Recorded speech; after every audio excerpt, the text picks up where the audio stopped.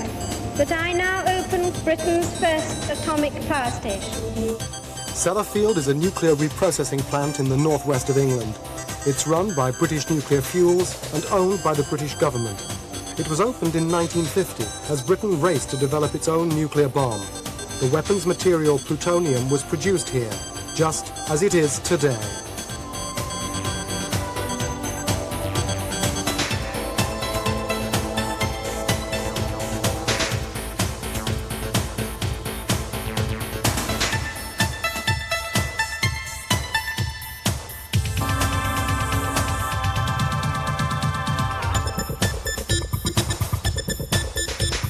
Radioactive waste from nuclear reactors all over the world is sent here.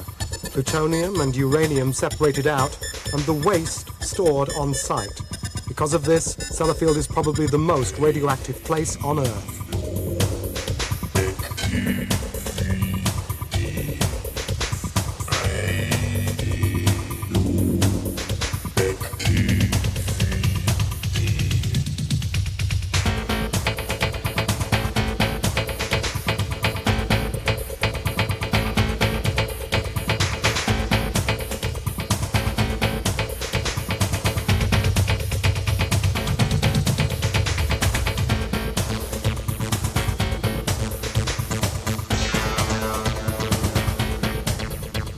Sellafield, once known as Windscale, has attracted criticism from its earliest days.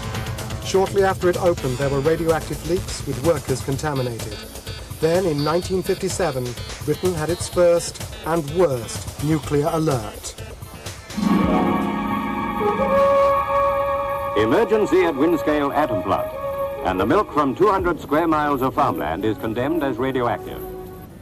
A fire in one of the reactors caused a radioactive cloud which contaminated land for miles around. It's now estimated that this disaster caused more than 200 thyroid cancers and 30 deaths. But the safety record continued to cause worries throughout the 60s, 70s and 80s. The plant's own files detail hundreds of incidents, many involving radiation. All that radiation is energy given off by certain substances in the natural world. Radiological protection in Ireland have found no radioactivity in Ireland above national background level. That's the Irish people themselves. But they found plutonium in the fish. Well, of course you'll find plutonium in the fish. You'll find plutonium in the fish in Greenland. But as I say, it comes back to, is it relevant? Is it doing any harm? And the answer is no.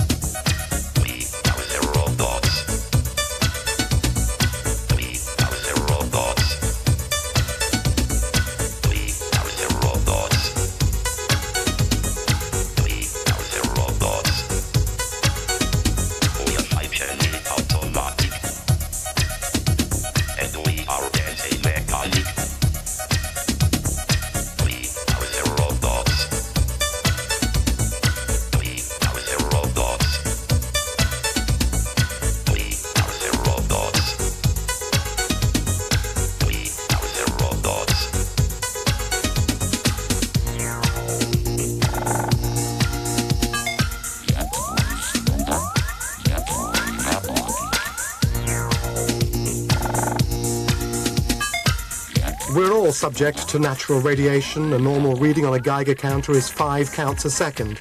That's in a city like Manchester with no nuclear installations. In Cumbria, emissions from Sellafield have raised these levels. The anti-nuclear group, Cumbrians Opposed to a Radioactive Environment, took us on a tour. Up here, I think it's probably around 10, maybe 12, even up to 15 counts per second. So 2 times, maybe 3 times raised above the normal background level.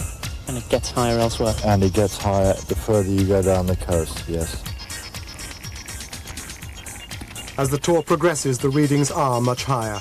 Radioactive materials dumped in the sea have been washed back into rivers where they lodge in silt. At Ravenglass, the Geiger reading reached 50 counts a second.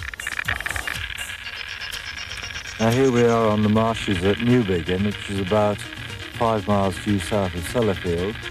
And as you can see, the levels here, 200 counts, sometimes just over 200. That is considerably increased on the places we've been to before. Our tour ended a few miles further inland at Wabberthwaite. The reading here was higher still. There are occasions when we can certainly get 400 counts per second, and in some instances right up to 500. Later this year, Sellafield will be back in the headlines as families of leukemia victims take the NFL to court to prove that radiation from the plant is responsible. Leukemia rates vary in Cumbria, but at Seascale, the nearest town to Sellafield, they're 10 times the national average. The NFL deny that Sellafield has caused the high incidence of local childhood cancers. You get the same high incidence in rural Hertfordshire. You get the same high incidence in Newcastle upon Tyne.